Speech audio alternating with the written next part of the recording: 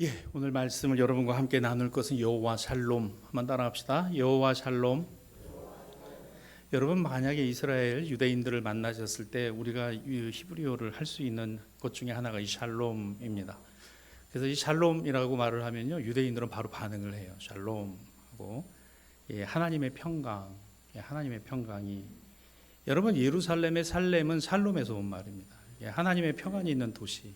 그런데 전 세계의 가장 분쟁의 중심지가 이스라엘의 예루살렘이 되겠죠. 평화이지만 평화롭지 않은.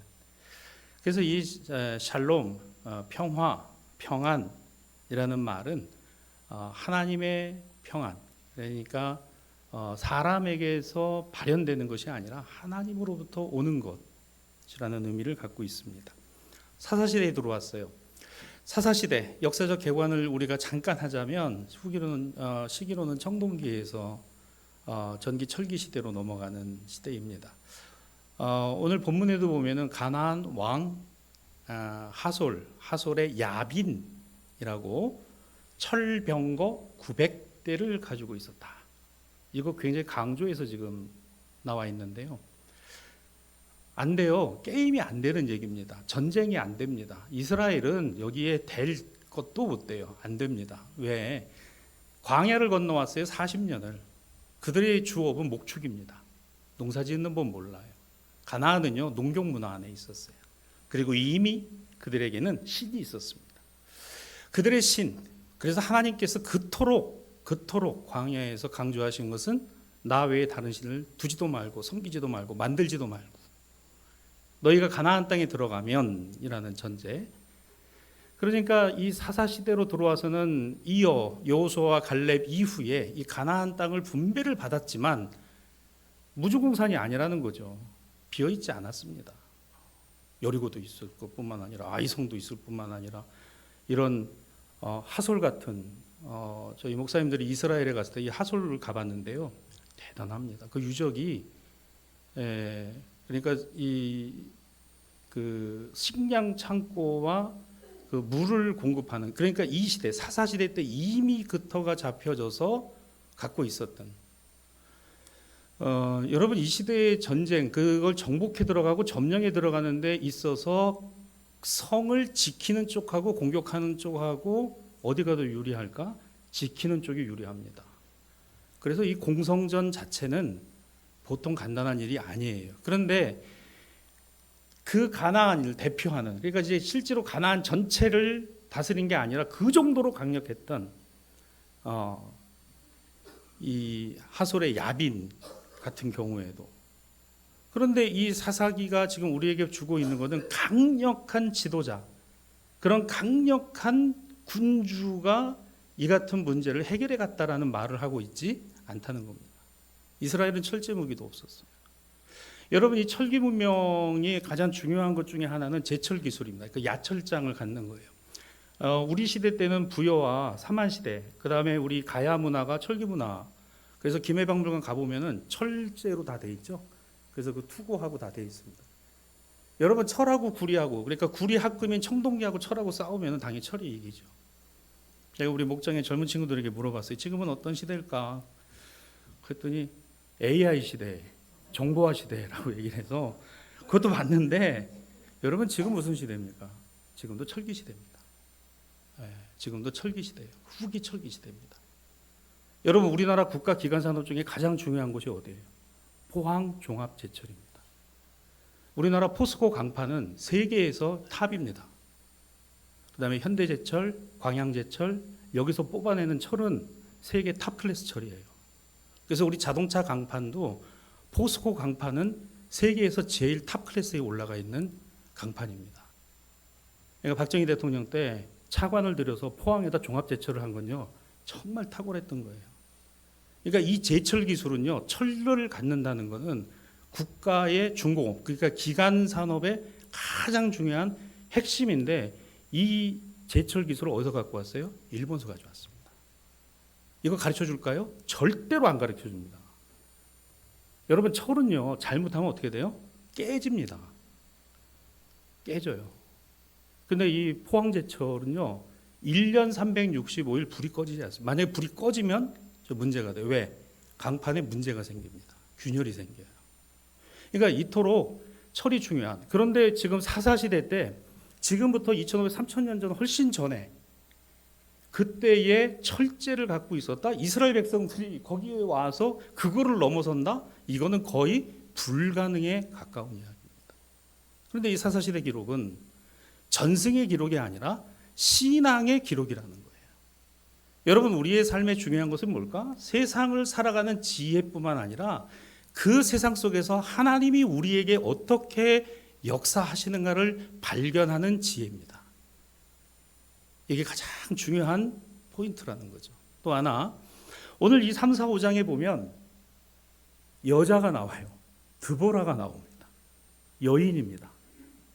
그리고 그 드보라의 노래 5장에 보면은 그 여인들에 관한 내용이 전면적으로 나와 있어요. 여성이 힘이 셀까요? 남성이 힘이 셀까요? 여성이 힘이 셉니다. 아멘입니다. 살아보면 여성이 힘이 세다는 걸 압니다. 안 살아보면 남자가 힘이 세다고 생각합니다. 그런데 살아보면 여성이 힘이 셉니다. 여인들은요, 당시에 숫자에 들어가지도 않았습니다. 예수님 시대까지도. 여인들이 증언하면요, 안 믿었어요. 베드로 사도요, 무덤이 비었습니다. 말도 안 되는 소리를 하고. 두 여인이 와서 얘기를 해도요, 신빙성이 없었어요. 당시의 모세 율법에는 여인들은요, 증언을 할 수가 없었어요. 증인이 될 자격이 없었습니다.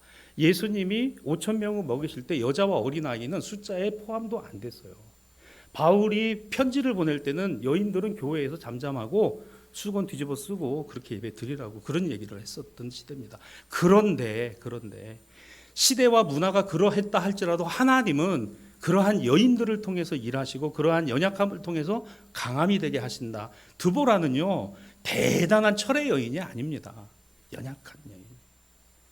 거기에 드보라의 노래에 등장하는 여인들을 포커스로 두고 있다는 것은요, 하나님의 능력이 함께 하시면이라는 거예요. 여러분, 나는 아무것도 아닌 거죠. 하나님이 함께 하시면. 여러분, 우리가 항상 이 같은 고백과 기도가 있었으면 좋겠어요. 나는 아무것도 아닙니다. 하나님이 함께 하시면. 나는 아무것도 아니지만 그럼에도 불구하고 하나님이 함께 하시면. 오히려 종의 몸을 취하신 예수님처럼 나는 아무것도 아닙니다. 그래서 그러한 사사시대를 개관하고 오늘 우리가 함께 말씀을 보았어요. 또 있죠. 왼손 사사 에훗이 나옵니다. 왜 왼손을 강조했을까요? 당시에는 왼손을 쓴다는 게 이게 정상적이지 않다라는 걸로 봤어요. 정상인의 범주에 들어가지 않습니다. 옛날에 우리 할머니들이 왼손 못 쓰게 했어요. 그렇죠? 왼손 쓰면은 그렇게 쓰면 안 된다고 그냥 오른손으로 쓰고. 저희 어머니가 왼손 오른손을 다 쓰십니다. 근데 할머니한테 그렇게 혼나면서 그래서 바느질하고 가위질은 저희 어머니는 왼손을 쓰세요. 왼손을 쓰시고. 근데 요즘은 젊은 엄마들은 아이들에게 두 손 다 쓸 수 있도록 합니다. 그렇죠? 머리 좋아진다고 왼손 오른손 다 쓰게 하고. 손흥민은 왼발 오른발을 다 잘 찹니다. 그는 원래 왼발을 안 쳤어요. 근데 오른발 슛하는 하는 것만큼 왼발 슛 세계적인 선수가 됐잖아요. 우리 주한이가 세계적인 축구 선수가 안 되는 이유 중에 하나가 한 발만 쓰기 때문에. 왼손 사사 에훗. 왜 왼손 사사? 왜 왼손잡이라고 얘기를 했을까? 사람 노릇 못하고 사람 구실 못하는 거다라는 그 당시의 편견과 편벽들이 그 안에 담겨져 있었다는 거죠. 그런 사람도 하나님이 쓰시면 하나님의 일꾼이 되더라는 거죠. 이것을 뭐라 해요? 하나님의 능력입니다. 우리는 조건이 갖춰져야 되고 우리는 상황이 돼야 되고 우리는 여건이 돼야 되고, 그런데 하나님은 그 가운데서 필요한 대로 쓰시는. 자, 이제 오늘 설교의 본 내용은 6장부터입니다. 이제 내일부터 보시게 될 6장부터 가장 많은 부분을 사사기 중에 할애한 사사가 나와요. 기드온입니다. 기드온이에요. 그 기드온에 관한 내용을 여러분과 함께 보려는 것은, 자, 사사기 6장 24절에 보면 기드온이 여호와를 위하여 제단을 쌓고 그것을 여호와 샬롬이라고 하였더라. 제단을 기드온이 쌓았는데 그 제단의 이름을 하나님의 평화, 하나님의 평안의 제단이다라고 이름 붙였다라는 겁니다. 자, 이 24절 앞에 6장 1절을 한번 보려는데요. 거기 이렇게 되어 있습니다. 이스라엘 자손이 또 여호와의 목전에서 악을 행하였으므로 7년 동안 그들이 미드안의 손에 넘겨졌었다라는 기록이 나와요. 여러분, 이 사사 시대는요, 하나님께 갔다가 또 배반했다가 또 사사들이 이끌어서 가면 하나님 앞에 갔다가 또 그러고 나면 혼란이 오고 계속 이것이 반복됐다. 여러분, 우리의 신앙과 믿음이 항상 한구여일하고 언제나 하나님 앞에 온전케 세워져 가는 것은 우리의 기대고 소망이고 바람입니다만, 그러나 현실은 그렇지 않을 때가 훨씬 많습니다. 낙심이 들 때도 있고 실망이 들 때도 있고 어떤 때 기도가 안 될 때도 있고, 그러나 말씀이 우리를 깨우쳐 주시고 성령께서 우리로 알게 하시고 우리가 하나님 앞에 은혜라는 것이 다시금 우리에게 임할 때 다시 우리는 마음을 잡게 되고 그 하나님을 바라볼 수 있게 된다는 것이죠. 그런 역할을 누가 했느냐? 이 시대에 사사들이 했다는 겁니다. 연약해도, 여성이라도, 왼손잡이라도, 부족해도 하나님이 들어 쓰시면 하나님이 그런 사람 통해서. 그러니까 여러분, 하나님의 능력은 사람의 힘이 아닌 거예요. 사람의 힘은 제한적이지만 하나님의 능력은 무한하다라는 겁니다. 우리는 방법을 고민하지만 하나님은 방법을 고민하시는 분이 아니더라는 겁니다. 우리는 분명히 준비해 놓고 일해야 되지만 하나님은 그저 일하시는 것 속에서 결실과 열매를 맺게 하시더라는 거예요. 사람을 옮기시는 것도 하나님, 넣고 빼시는 것도 하나님, 들고 날게 하시는 것도 하나님, 그 안에서 일하게 하시는 것도 하나님이시더라. 그래서 이 기도원 같은 경우에도 왜 제단을, 저는 이 생각을 해봤어요. 제단을 쌓았는데 왜 이름을 여호와 샬롬이라고 했을까? 하나님의 평안, 하나님의 평강이라고 했을까라는 겁니다. 이스라엘 백성들이 오늘 7년을 그저 그와 같이 살아가는 날들 동안에 하나님 앞에서 배신하기도 하고 신앙과 믿음을 떠나 있기도 하고, 그러한 것 가운데 그들의 삶이 너무 궁핍하고 어렵고 힘들 때에 그 증거가 있습니다. 자, 사사기 6장 6절에 보면 이스라엘이 미디안 때문에 궁핍함이 심하여 여호와께 부르짖었다라는 표현이 나와요. 뭐가 심했어요? 궁핍함이 심했대요. 기근이 들고 너무 살아가기 힘들어. 누구 때문에? 미디안 때문에. 그런데 미디안 때문이 아니라 그러면서 그들의 신앙과 믿음이 동시에 완전히 바닥으로 떨어졌다는 거죠. 우리는 코로나를 겪었습니다. 근 3년의 코로나를 겪으면서 교회가 정신을 못 차릴 정도로 큰 위기의 어떤 그 충격파를 맞고 있죠. 이제는 예배의 소중함과 중요성이라는 것이 젊은 세대들에게선 간과되어지고 오늘 교회의 봉사와 헌신이라는 것이 우리 부모 세대의 일점으로 치부되는 것은 아무것도 아닌 것이 되고 말았습니다. 이걸 다시 살려야 되는데 어떻게 살려야 돼? 이걸 어떻게 살려야 될까? 오늘 저는 이 고민이 기드온에게 있었다고 봐요. 돌로 제단을 쌓았는데 하나님 앞에 예배하고 기름을 부어서 그 하나님 앞에 기도하는 그 제단의 이름을 여호와 샬롬, 하나님의 평강. 요즘 여러분 우리가 살아가는 게 어떻습니까? 대통령은 파 한 단을 800원에 사더라고요. 우리는 그렇지 못합니다. 젊은 아이들이 최저시급을 10,000원이 못 받게 받아요. 마트에 가서 사과 한 알에 10,000원입니다.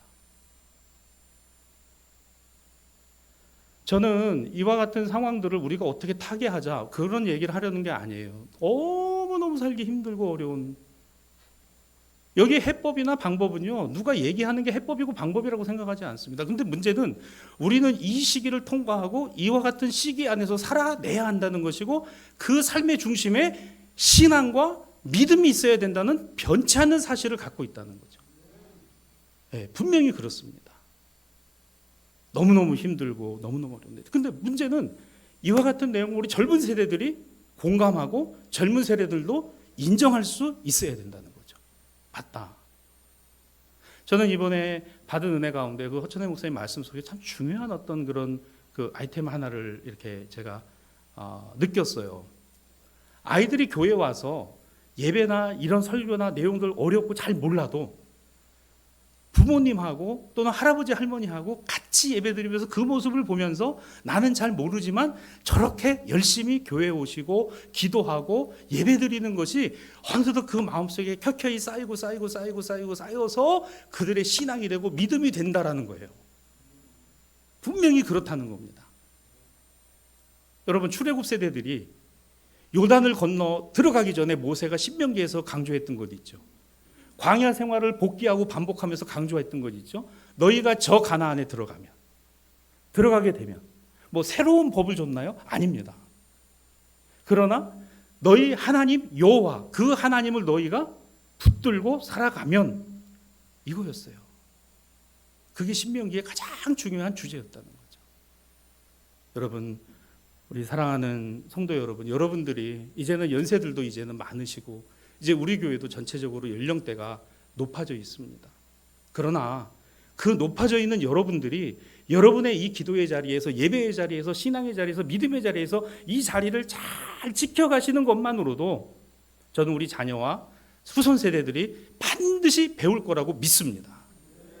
그럴 때 여기 이제 아파트가 들어오고 이곳에 이제 사람들이 오고 아이들이 이제 이 학교를 다니게 되겠죠. 네, 다니게 될 것이고, 이 학교에 이제 올해 신입생이 한 명 들어왔대요. 제가 깜짝 놀라면서도 참 너무 감사한 거는, 그래도 하나님 씨가 마르지 않게 해주셔서 감사합니다. 한 명이 들어왔다. 저는 그 한 명이 누군지 궁금해가지고 누굴까 정말. 우리 여기 장로님, 우리 교인들 중에 대서초등학교 우리 교회보다 오래됐으니까요. 이 학교가 4년인가 5년 더 됐죠. 그러니까 참 너무 감사한 거죠. 여러분, 우리 교회가, 이 예배당이 여기서 대사교회라는 이름으로 우리가 이어가는 한, 우리가 앞으로 이곳에서 우리 신앙과 믿음을 잘 우리 이 자리에서 지켜가는 것만으로도 저는 하나님의 역사는 중단되지 않을 것이라고 믿는다는 거예요. 여러분도 믿으시죠? 맞습니다. 여러분의 자녀들과 여러분의 자손들에게도. 자, 그래서 기드온의 이 제단, 여호와 샬롬, 세상의 성공, 그런 제단의 이름이 아니었어요. 세상에서의 출세, 그게 아니었습니다. 야곱이 삼촌의 집으로 갈 때 그 광야 불판에서 하나님의 은혜를 체험하고 돌을 쌓아 제단을 만들고 기름을 붓고 베델이라, 하나님의 문, 하늘의 문이라고 이름을 붙였습니다. 저는 여러분의 가정이 베델이었으면 좋겠어요. 예, 베델이었으면 좋겠고, 그리고 여러분이 쌓는 그 가정 예배의 제단이, 그리고 우리 예배의 이 자리가 하나님의 평강, 여호와 샬롬이었으면 좋겠습니다. 하나님의 평강. 자, 그러면 이 평강에 대해서 세 가지를 여러분에게 말씀드리고 함께 나누겠습니다. 첫째는 이 여호와의 평안은 겸손한 사람에게 주어지는 복입니다. 여러분, 하나님의 평안이라는 건요, 어떤 형태, 어떤 모양으로 올지 몰라요. 단지 마음에 안위와 안도만으로 올까요? 아닙니다. 괜찮아. 능히 이길 수 있어. 견딜 수 있어. 내 힘으로는 안 되지만 그러나 하나님이 함께 하시면 분명히 이길 거야. 여러분, 이것도요, 평안이에요. 내가 아무리 힘들어도, 내가 아무리 어려워도, 여러분, 예수님이 십자가 길을 걸어가시면서 휘파람 부르면서 걸어가셨을까요? 예수님이 그 길을 걸어가시면서 나는 충분히 이런 걸로 가셨을까요? 아닙니다. 그런데 그 마음에 여호와 샬롬, 하나님이 함께 하시네. 겸손한 사람에게 평안이 있습니다. 자, 사사기 6장 14절과 15절입니다. 너는 가서 너의 힘으로 이스라엘을 미디안의 손에서 구원하라. 내가 너를 보낸 것이 아니냐. 그러나 기드온이 대답하기를, 오 주여, 내가 무엇으로 이스라엘을 구원하리이까? 보소서, 나의 집은 므낫세 중에 극히 약하고 나는 내 아버지 집에서 가장 작은 자니이다. 하나님, 나 같은 거를 쓰신다고요? 내가 뭐라고요? 저는요, 아무것도 아닌 사람입니다. 아무것도 아닌 사람. 나의 집은 므낫세 중에서 극히 약하고 나는 내 아버지 집에서 가장 작은 자니이다. 겸손한 자에게 여호와의 샬롬, 하나님의 평안이 임하더라는 거예요. 이번에 그 선교사님들을 만나는 중에 이번에 선교사님들은 해외 우리 성결교단에 해외 선교 신학교들을 세우고 이끌어 가시는 선교사님들이십니다. 어느덧 우리 교단이 해외 선교 47년 동안에 전 세계 13개의 선교지 신학교를 두게 되었어요. 그 중에는 정규 대학도 있습니다. 모스크바 선결신학대학이 정규 대학이고요. 러시아 연방정부에서 인준을 받은 대학이라 대학원 학부 과정에 학위를 줄 수 있는 대학입니다. 우리 교단의 신학교예요. 신학대학입니다. 그 다음에 아프리카의 카메룬에도 있어요. 거기는 신학박사 학위까지 줄 수 있는 카메룬 정부에서 인정된 대학이기도 합니다. 그리고 네팔에도 있습니다. 네팔은 아시아 신학교 협의회에 가입이 되어 있는. 우리가 주로 후원하고 있는 라오 부족 선교회도 신학교가 있는데 현재 이것은 우리 교단의 인준을 받고 있지 못해요. 아직까지는 미미해서. 오늘 알다시피 명실상부한 우리 성결교단의 대표 신학교는 서울신학대학입니다. 여러분 서울신대가 어떻게 시작이 됐어요? 선교사님들로 시작이 됐습니다. 우리 교단이 세워진 게 1907년입니다. 올해로 117주년이에요. 서울신학대학이 그 뒤로 4년 뒤에 세워졌습니다. 여러분 김상준 정빈이 은혜를 받고 돌아와서 전도운동을 하기 시작한 지 4년 만에 아현동에다가 OMS 선교회가 신학교를 세웠다고요. 경성 성서학원 서울신학대학의 전신입니다. 그게 1911년이었어요. 여러분 대단하지 않습니까? 지금 그런 비전을 보는 거예요. 모스크바에 러시아, 그리고 카메룬, 네팔, 캄보디아, 필리핀, 그 다음에 남미의 6개 연합신학대학 신학교, 멕시코, 브라질. 자, 이런 학교들이 전부 그래서 이번에 서울신대 총장 오셔가지고 같이 그 커넥팅을 했어요. 그 해고 우리가 거저 받았으니까 이제는 서울신대도 그와 같은 역할을 하고 우리도 이제 그런 선교의 복음을 받아서 명실상부한 성결교단이 됐는데 전 세계에 그와 같은 일을 이제는 우리가 하자라는 거예요. 아유, 우리가 언제 그거라고 언제 하겠어? 그런데요, 하나님의 일하시면은 하나님은 방법을 고민하지 않으시더라는 겁니다. 그 고민은 우리가 하고 있는 거죠. 이게 될까? 이거 우리의 고민이지 주님의 고민이 아니시더라는 겁니다. 주님이 함께 하시면, 그 주민이 일하시면. 그래서 이번에 참 2박 3일간 놀라운 그와 같은, 그래서 제가 그와 같은 연결을 하고 그 서울신대 총장님한테도 이제 그런 말씀, 신학교육정책위원회나 이런 데들도 전부 앞으로 그런 일들을 해줘야 명실상부하게 우리가 정말 복음을 전하고 전해주는 일. 근데 여러분 우리 대사교회 어떻습니까? 이미 우리가 그 일을 하고 온 지가 20년 가까이 되는 거예요. 할렐루야. 여러분 선교하는 교회는 반드시 하나님께서 복을 주십니다. 여러분 이게 우리의 믿음이고 우리의 신앙이에요. 우리 당대로요? 아니 우리 자녀와 후손 세대까지. 저는 이스라엘 백성들이 가나안을 하나님이 들어가게 하신 것은 가나안 백성들을 물리치라는 것만이 아니라 그들을 앞에 하나님의 백성인 것을 드러내라는 겁니다. 보여주라는 거죠. 저는 우리 대사교회가 꼭 그와 같은 교회라고 믿습니다. 내가 드러나고 내 의가 드러나는 것이 아니라 누가? 주님의 의, 주님의 역사가 드러나는 겸손한 사람에게 평안이 임합니다. 두 번째, 평안은 예배 가운데 임하여. 예배 가운데 임합니다. 자, 사사기 6장 24절 여호와를 위하여 기드온이 제단을 쌓고라 그랬어요. 제단을 쌓다는 얘기는 뭐 걸터 앉아 쉬려고 하는 게 아니라 하나님께 예배드리기 위한 거죠. 저는 우리 교회 그 예배, 그 주일 예배나 수요 예배나 또 새벽기도도 마찬가지입니다만은 그 시간들 속에서 우리가 최소한도로는 좀 이렇게 좀 해보면 어떨까 싶은 생각이 있어요. 10분 일찍 오기. 10분 일찍 오기. 그러니까 이제 뭐 바쁘게 하다 보면은 보통 이제 좀 늦기도 하고 좀 시간이. 그런데 가급적이면 내가 그 시간을 어떻게든지 한 10분은 5분은 내가 일찍 와서 마음으로 기도로 준비하고 예배에 참여하겠다라는 그런 마음으로. 옛날에 저희들 주일학교 때는 그렇게 배웠던 것 같아요. 선생님들로부터는 5분 10분 일찍 오게 해서 앉아가지고 예배 준비하라고. 예배자에게 평안이 임합니다. 왜 그럴까? 예배는 하나님께 나아가는 것이고 예배는 하나님의 은혜를 우리가 바라보는 것이고 예배는 하나님이 영광을 받으시는 것이니까 그 하나님이 우리에게 주시는 평안이다. 자, 마지막 세 번째입니다. 평안은 말씀을 중심에 둘 때 임합니다. 하나님의 말씀이 중심에 있을 때. 자, 6장 26절입니다. 내 하나님 여호와를 위하여 규례대로 제단. 자, 여기 규례대로라는 말이 나오죠. 내 마음대로가 아니라 규례대로, 즉 하나님이 정하신 방식대로, 하나님 말씀대로.